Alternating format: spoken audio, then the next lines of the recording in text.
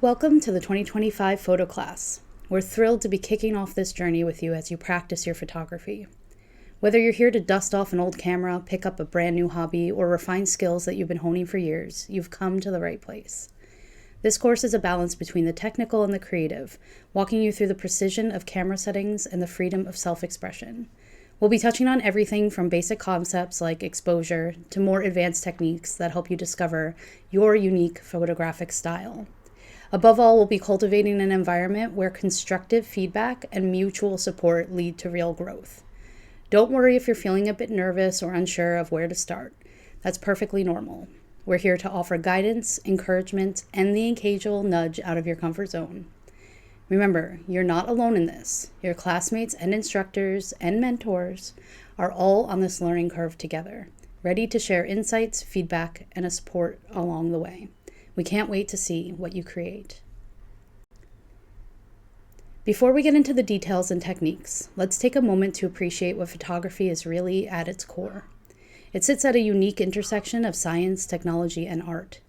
Yes, it's important to understand the technical stuff, camera settings, that new piece of gear, but what truly defines your work is the creative vision you bring to it. And that's our mission here, to explore both the nitty-gritty mechanics and the free-flowing artistry, all in service of developing your own photographic style. Of course, being comfortable with your gear is paramount. We'll absolutely encourage you to try out new manual modes. Trust me, it's the best way to see how things like shutter speed, aperture, and ISO all play together. Still, let's not knock those auto modes. Depending on the scenario, they can be your best friend. The ultimate goal is to feel comfortable with your equipment, so that when an idea hits, you know exactly how to approach it. As for gear, there's an old saying that the best camera is the one you have on you. We can all get gear envy sometimes. It's cutely referred to as gas or gear acquisition syndrome. But fancy tools aren't a shortcut to creativity. Instead, push your current setup to its limits. Figure out what it can do and note where it falls short. Only then you can decide if you need to upgrade what makes sense. So gas or gear acquisition syndrome can sneak up on even the most disciplined photographers. It's totally normal and sometimes fun to get excited about new equipment.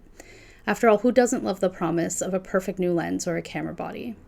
However, we don't want your enthusiasm for gear to become a roadblock. If you find yourself fixated on what you could buy next, pause and think, how can you make the most out of what you already have? If you're feeling tempted by the shiny new tech, take a moment to watch the linked podcast. It's a great resource for understanding gas and offers practical tips on channeling that excitement into meaningful creative growth. By staying mindful of this tendency, you'll keep a focus on developing your skills rather than chasing the next must-have gadget. Your growth as a photographer isn't defined by the number of lenses you own, but how you use them. Remember, photography is meant to be fun. It might sometimes feel relaxing, other times challenging, or even frustrating. It's a process, and we're here to face all of those highs and lows. If at some point you're feeling overwhelmed or burnt out, take a break. Step away from the camera, clear your head, and come back when you're ready. This course is here to support your growth, not wear you down. Keep your own goals in mind, stay true to how you're feeling, and know that we're in this together. After all, this journey is ultimately about you. One of the biggest challenges many photographers face is not knowing where to start, finding the motivation to create, and staying inspired. It's a common experience, whether you're just starting out or have years behind the lens. Throughout this course, we'll encourage you to push yourself to create new work consistently. For some, this will be exciting. For others, it might leave you thinking, but what should I create? In this lesson, we're going to explore strategies and tools to help you overcome those inevitable moments when inspiration feels out of reach. Because let's face it, those moments will happen. With these resources, you'll have a reliable foundation to get back on track and keep your creative momentum going. A large portion of this course will focus on feedback and inspiration. First, let's tackle inspiration. We'll go more into this in later lessons, but this week's assignment asks you to seek out inspiration in the form of another photographer's work. We often see the question, but where do I go to be inspired?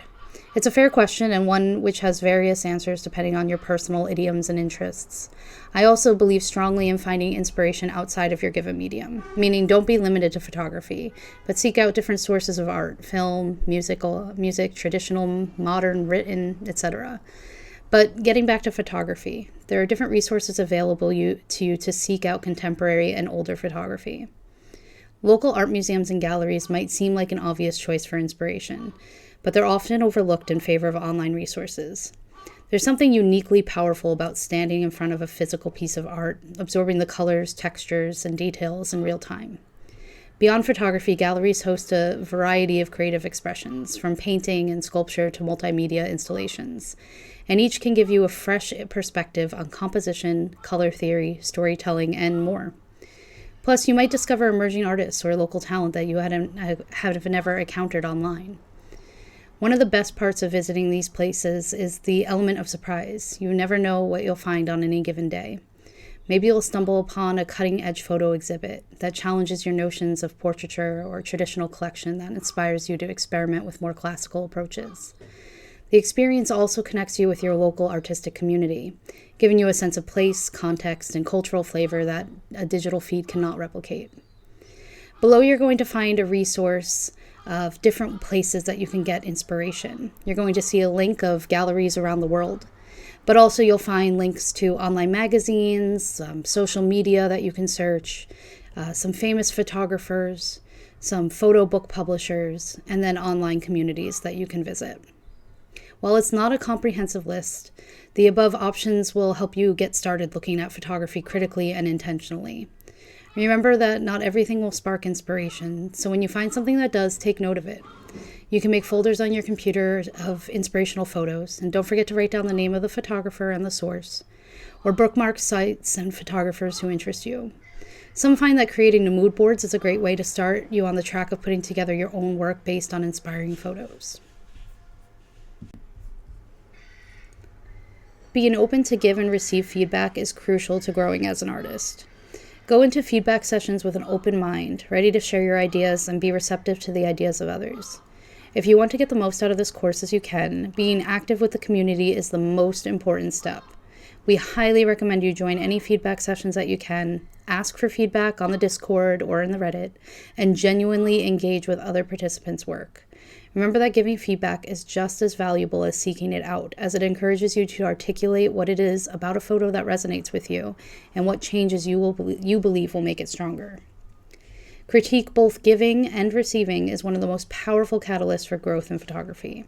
When you receive constructive feedback, you gain insights into how others perceive your work, learning to recognize patterns that you may have overlooked and identifying areas where you can push yourself further. When you offer thoughtful critique, you sharpen your ability to see images objectively, training your eye to appreciate subtle compositional choices, technical nuances, and the overall storytelling potential of a photograph. This isn't just about finding flaws. It's about learning how to communicate visually. Over time, you become better at articulating why certain elements do or don't work, translating these lessons back into your own shooting and editing process. Embracing critique helps demystify what makes an image compelling, fueling your confidence and creativity as you continue to refine your craft. When requesting feedback, it may help the critic to have some added context about what your goals were for the image, how you approach hitting your goal, basically why you made the choices that you made. You may also add specifics about what you're looking for feedback on specifically. All this information allows the reviewer to approach their critique in a way that's most meaningful to you. Keep in mind that some may request that you give them no context so that they can come in with a clear point of view. They may follow up with questions about intent and choices, but want to start from a fresh perspective. The accompanying photo was submitted for critique by a panel of professionals and was submitted without context. The feedback received did touch on some things which I felt I could have clarified if I were given the opportunity, and in some ways felt a little irrelevant. As you may feel sometimes, it's important to remember not to get defensive or discouraged. Feedback is not personal, and while you may find some less helpful, focus on what points are. Going in with an open mind and understanding of differing perspectives will ultimately help you grow as a photographer. Remember, when requesting feedback in the Discord and on the subreddit, let's default to adding context. This will lessen the load for our mentors. During this course, you will also be tasked with giving feedback. If you're new to photography, you may feel that you're not in a place to give feedback to others. Well, you'd be wrong. All perspectives have value, regardless of how long you've been in photography or the level of education that you have in a subject. Photography is a visual medium, and you've been consuming visual media your entire life. You have an inherent understanding of it, whether you consciously recognize it or not. All right, so you've accepted the fact that you can give feedback, but now you're asking how. The main thing is that feedback should be constructive and actionable. What that means is that there needs to be more than what you like and dislike. There needs to be some substance. For example, non-constructive feedback would look like what you see in the comments of most Instagram posts, the sick tones bro. While probably appreciated by the photographer, it doesn't really say anything. Instead, note what makes the photo sick or fire emoji. It is the composition, where the subject places in the frame, the overall story. Identify why you're having the reaction to the image that you are. Now for the actionable part. When giving constructive criticism, it's important to note what can be done to improve the overall image. This would look something like, I love the energy of the overall scene, but I think we could bring more attention to the subject. Try getting closer to the point of interest to really highlight it. Notice how what works was identified and actionable advice was given. There's a link in the article here that will give you some more information on how to give meaningful feedback. And that is all for this week. So go on to the next page, you'll get your assignment, and we're really looking forward to seeing what you do. And now it's time for your assignment. So in the Getting Started section, we asked you to share an older photo that you felt proud of and explain why. Now we're going to build on that by focusing on both honest self-reflection and external inspiration. So part 1 is all about feedback. Step 1, self-review. Pick a photo that you've taken that didn't meet the vision you originally had in mind. Take a careful look at it. What's not working? You might not know how to fix it yet, and that's totally fine. Your goal is just to identify what's bothering you. Share this photo with a brief paragraph describing what feels off and where you think there might be room for improvement. Don't stress if you can't express it in exact reasons. Just do your best to view your image objectively. Step 2, peer feedback. Find another participant's photo, either on the subreddit or the Discord, and provide thoughtful, constructive feedback. Focus on what's working and what could be improved. Give suggestions that feel actionable. So for example, what's not helpful? I don't like the colors. What's constructive? The bright colors are interesting, but the subject gets a little bit lost in the busy background. Maybe try simplifying the scene or choosing a more neutral background to help the subject stand out. Remember to refer to our helpful article about giving feedback as a starting point. Remember, we're all here to learn and grow, so keep it respectful, encouraging, and actionable. Now to part 2, inspiration. So step 1, find an inspiring image. Look for a photo by another photographer that you find compelling or visually exciting. Use the course resources to discover a photographer whose work resonates with you. Once you've found an image, examine it closely and articulate what draws you in. Is it the composition, the color palette, the mood, the subject matter? Which brings us to step 2, create your own interpretation. Use what you identified as inspiring to influence your own new photo. This doesn't mean that you have to copy the image. Instead, focus on a single element that you love. Maybe it's the way they used light or framed their subject, or a prominent color, and incorporate that idea into your own work. Afterward, share the photo in the class assignment section along with a short explanation of what inspired you and how you tried to capture that feeling with your own image.